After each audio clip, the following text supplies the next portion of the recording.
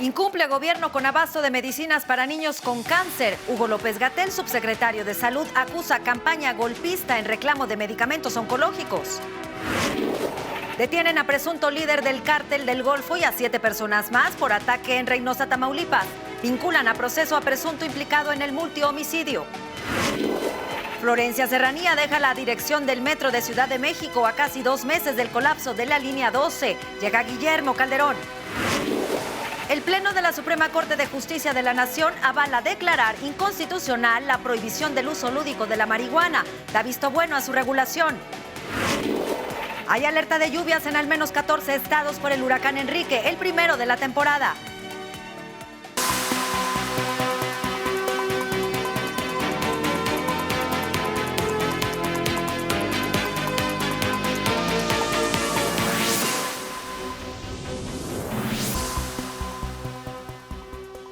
Hola, ¿qué tal? Soy Viviana Sánchez, esto es Latinus Diario.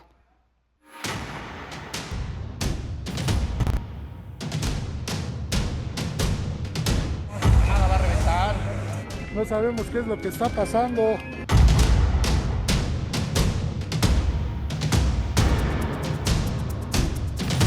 A ver, yo soy la directora general del Metro, solamente. Colaboraremos con la Secretaría de Obras y Servicios de la Ciudad de México y entregaremos a la Fiscalía General de Justicia toda la información que tiene en su poder el Metro para que pueda lograr esclarecer la causa de este terrible incidente. A 57 días del colapso de una trave de la línea 12 del Metro de la Ciudad de México, que dejó 26 muertos y más de 100 heridos, Florencia Serranía es destituida como directora de este medio de transporte. En su lugar queda Guillermo Calderón, quien se desempeñaba como director del sistema de transportes eléctricos. Sumado al desplome de la línea dorada en Tláhuac el 3 de mayo, el legado de Serranía al frente del metro también será recordado por el incendio en el complejo Delicias el 9 de enero en el centro histórico, que dejó un muerto y 30 trabajadores intoxicados. Además de otro percance, el choque de 2 trenes en la estación Tacubaya de la línea 1 el 11 de marzo de 2020, que tuvo como saldo una persona fallecida y 41 lesionados. Queremos agradecerle todo su empeño y trabajo a la doctora Florencia Serranía. Y a partir del día de hoy toma posesión el ingeniero Guillermo Calderón Aguilera. Con respecto a la línea 12, el presidente de la República, Andrés Manuel López Obrador, y la jefa de gobierno, la doctora Claudia Sheinbaum, encabezarán personalmente los esfuerzos de rehabilitación de esta línea. El nuevo director del metro, Guillermo Calderón Aguilera, es licenciado en Química por la UNAM, especializado en implementación y operación de transporte urbano. Ha trabajado en el Instituto Mexicano del Petróleo, Pemex, CONACYT y la Secretaría del Medio Ambiente capitalina. Tiene 15 años de experiencia en proyectos de transporte de la ciudad. De 2005 a 2018 fue director del Metrobús. Y con el inicio de esta administración, en 2018 y hasta la fecha, se desempeñó como director general del Servicio de Transportes Eléctricos. La Suprema Corte de Justicia de la Nación declaró inconstitucional la prohibición del uso lúdico de la marihuana. 8 de los 11 ministros aprobaron invalidar 5 artículos de la Ley General de Salud que prohibían de manera absoluta el consumo recreativo de esta sustancia. Esta decisión llega luego de que la Suprema Corte dio 3 prórrogas al Congreso, pero los legisladores no lograron resolver el problema de la inconstitucionalidad por el que no se ha eliminado esta prohibición. Pese al compromiso del gobierno de resolver la semana pasada el desabasto de medicamentos para menores con cáncer, en los hospitales aún no hay insumos para realizar los tratamientos. Así lo denunció la Asociación de Padres de Familia con Niños Enfermos.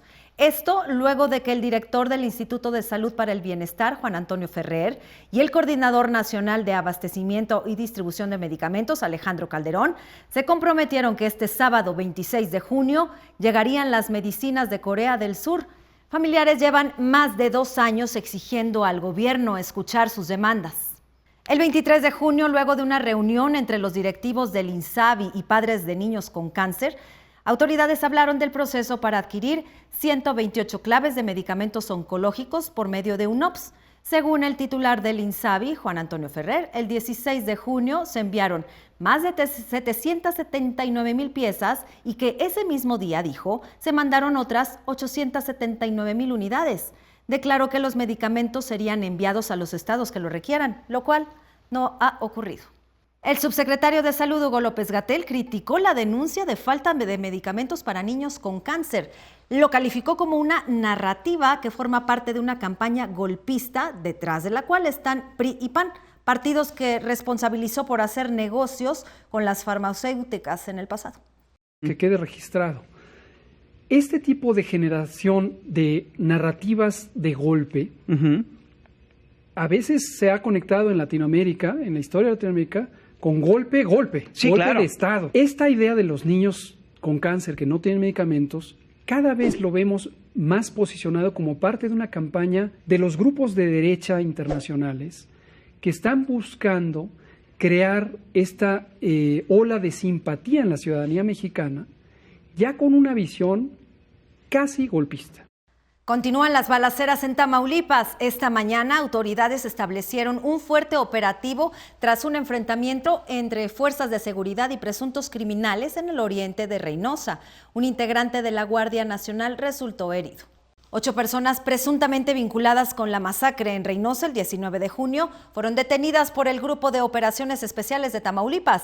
Entre los detenidos se encuentra el presunto líder del cártel del Golfo, conocido como La Vaca. Se le señala por ser un amplio generador de violencia en la región, entre Reynosa, Río Bravo y Matamoros.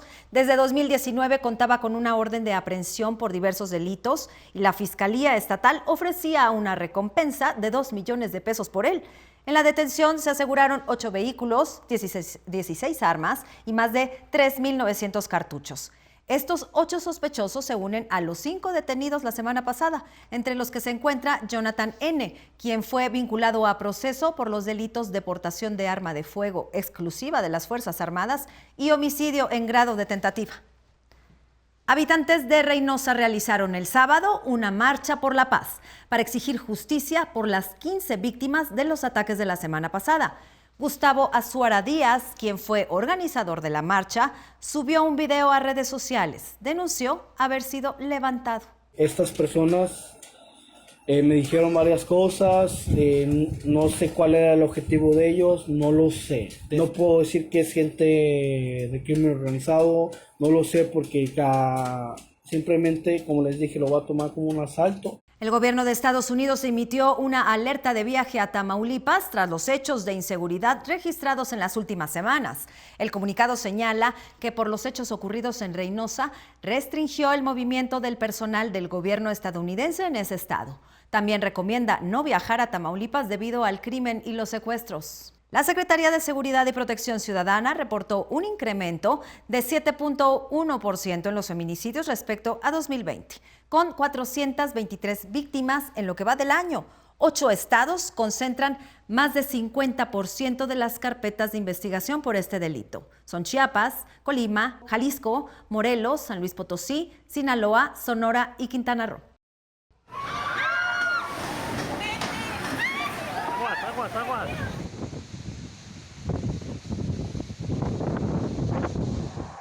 Ay, ojalá y se detenga.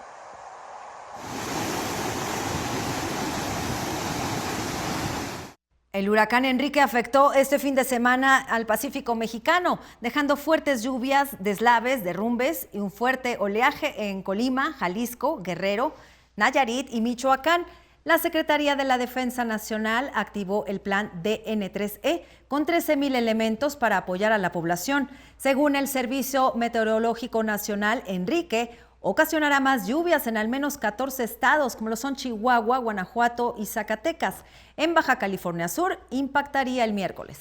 La Comisión Nacional del Agua monitorea presas, ríos y arroyos tras el paso del huracán Enrique. También advirtió a la población no salir de sus hogares. La recomendación es darle mucho seguimiento a las indicaciones de las autoridades para evitar cualquier riesgo. Si usted no tiene necesidad de salir de su vivienda, hay que esperar a que pase la tormenta. Dirigentes de Morena endurecieron su crítica contra el INE por la organización de la consulta ciudadana para decidir si se enjuicia a expresidentes y demás actores políticos del pasado. Se realizará el 1 de agosto. Reprocharon la falta de presupuesto y los derroches del organismo. Que deje de buscar pretextos para organizar una consulta que nos merecemos. Exigimos también al INE que pare la campaña de desacreditación de esta consulta. No que ellos son muy demócratas. En el mitin realizado en la Ciudad de México, el líder nacional de Morena, Mario Delgado, fue abucheado y le gritaron diversas consignas.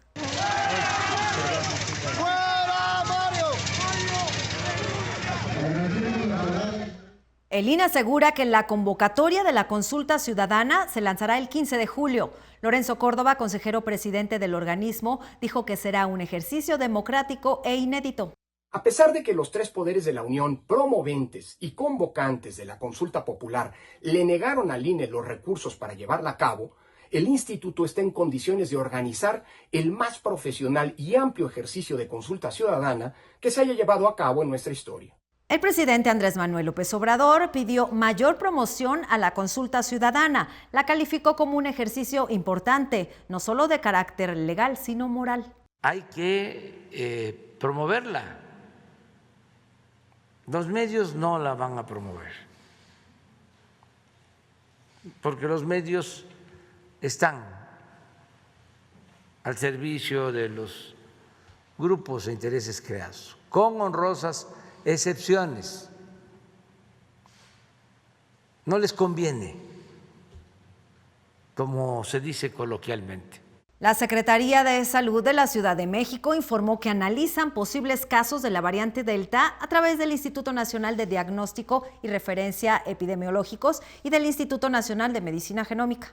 Están por reportar si es que encontraron variante Delta. Todavía no tenemos ese reporte. La variante Delta no es que produzca un cuadro más grave, sino lo que hace es que es más contagiosa. Hay personas que hay mayor riesgo de infectarse. Inició la aplicación de la segunda dosis de la vacuna anticovid para adultos de 50 a 59 años en las alcaldías Venustiano Carranza, Coyoacán, Azcapotzalco, Benito Juárez, Miguel Hidalgo y Tlalpan. Concluirá el 2 de julio.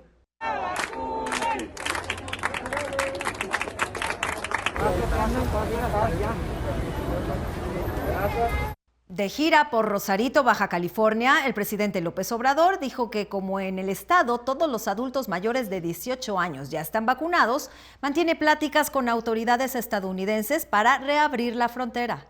Se puede abrir la frontera y nos conviene a las dos naciones.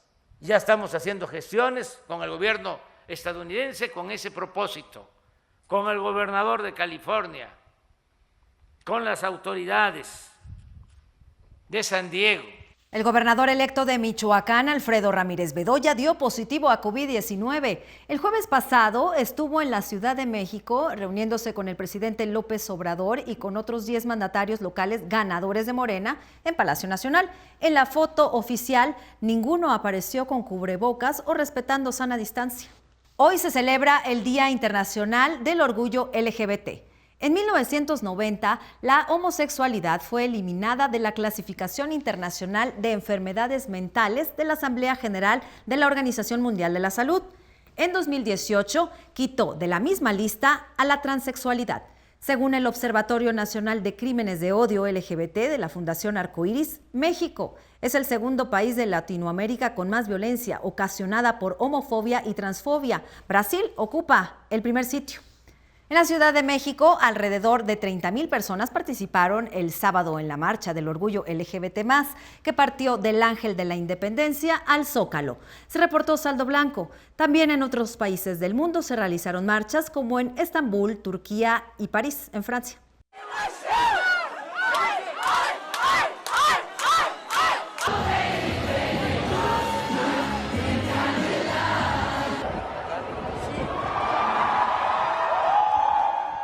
Las marchas en estos países son una continua lucha para visibilizar reclamos y exigir equidad social. Un punto fundamental es terminar con la discriminación en el trabajo, pues en nuestro país solo 3 de cada 10 empresas son intencionalmente inclusivas y diversas. Esta tarde en Latinus Diario me da mucho gusto saludar a Juan Ignacio Silva, director de Recursos Humanos Regional de Page Group. Mucho gusto en saludarte, mi querido Juan Ignacio. Buenas tardes. Buenas tardes, Viviana. El gusto también es mío. Muchas gracias por la invitación a Latinus y un placer estar aquí. ¿Qué tan importante es la diversidad para los centros de trabajo, que se dé en los centros de trabajo? La importancia de la diversidad en los centros de trabajo es fundamental. Hoy creo que es una de las prioridades top 3 que tiene cualquier número 1 de compañía.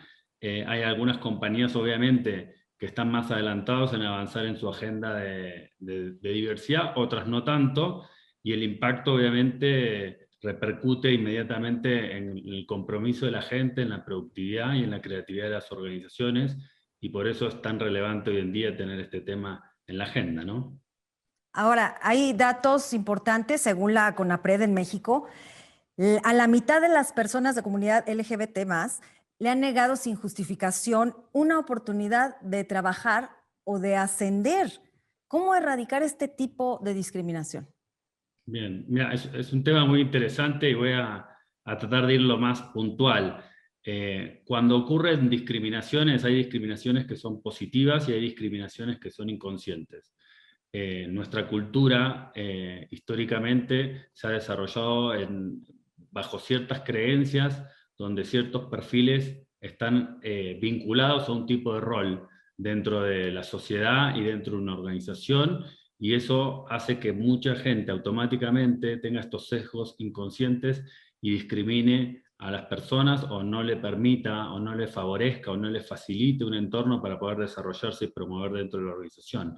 Esta es una realidad que desde Recursos Humanos vivimos todos los días y que tenemos que de alguna forma seguir educando y seguir trabajando en estos sesgos inconscientes culturales que tenemos para poder de alguna manera mejorar esta circunstancia y que esta estadística o este porcentaje disminuya con el correr del tiempo.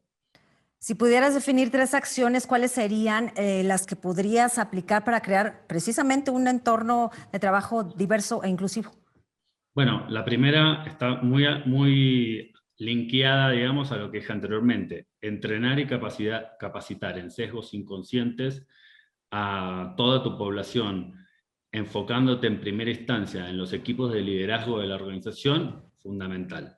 La segunda gran acción, te diría, tener un conjunto de mediciones, de porcentajes de cuántas mujeres tienes versus cuántos hombres, cuánta gente pertenece a una determinada comunidad, o cuáles son los gustos y preferencias de tus diversidades, para poder con esas mediciones tomar acciones y empezar a desarrollar acciones que impacten, digamos, en la vida de cómo se sienten estos colectivos. Y la tercera, te diría, formar comité, formar programas de mentoría o formar grupos de conversación que pongan estos temas sobre la mesa, que pongan el sentir, que la gente se pueda expresar, y que todo eso obviamente conlleve, digamos, a que los unos y los otros nos entendamos mejor, podamos convivir en tolerancia y respeto, que es fundamental para que exista una inclusión.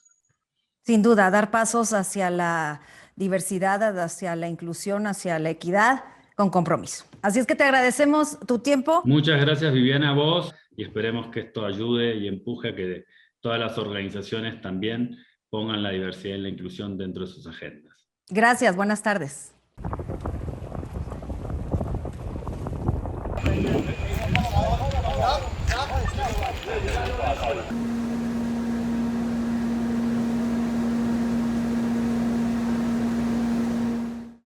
Las autoridades de Miami aún desconocen las causas del derrumbe del edificio residencial en Florida. Los ingenieros revisan un posible punto de falla en el fondo de la estructura como posible razón del colapso. Mientras tanto, aumentó a 10 la cifra de personas muertas. 151 continúan desaparecidas. A los trabajos de búsqueda y rescate se unió el equipo mexicano Los Topos, así como personal de rescate de Israel. El edificio tenía 13 pisos y fue construido hace 40 años. El expresidente de Estados Unidos, Donald Trump, reapareció este fin de semana en un rally desde Ohio. Previo a su visita a la frontera este miércoles, acusó al gobierno de Joe Biden de aumentar la migración ilegal y la violencia. También habló de nuevo de las elecciones, a las que calificó como el mayor crimen del siglo. Remember, I'm not the one trying to undermine American democracy. I'm the one that's trying to save American democracy. You know, you have the crime of the century, which I consider to be the election of 2020. And we so-called lost, but we didn't lose. We didn't lose. We didn't lose. Un incendio y una explosión se reportaron en una estación del metro al sur de Londres, en Reino Unido. No se reportaron lesionados ni muertos. Autoridades aún desconocen las causas. God, another little like explosion. Oh my God. Durante la primera etapa del Tour de Francia, que inició este fin de semana, una aficionada causó un accidente masivo. La mujer, que quería mostrar un cartel con un mensaje para sus abuelos ante las cámaras que cubrían esta competencia, invadió la pista, provocando que el alemán Tony Martin se desestabilizara y que al menos otros 100 ciclistas cayeran al suelo. Este fue el momento.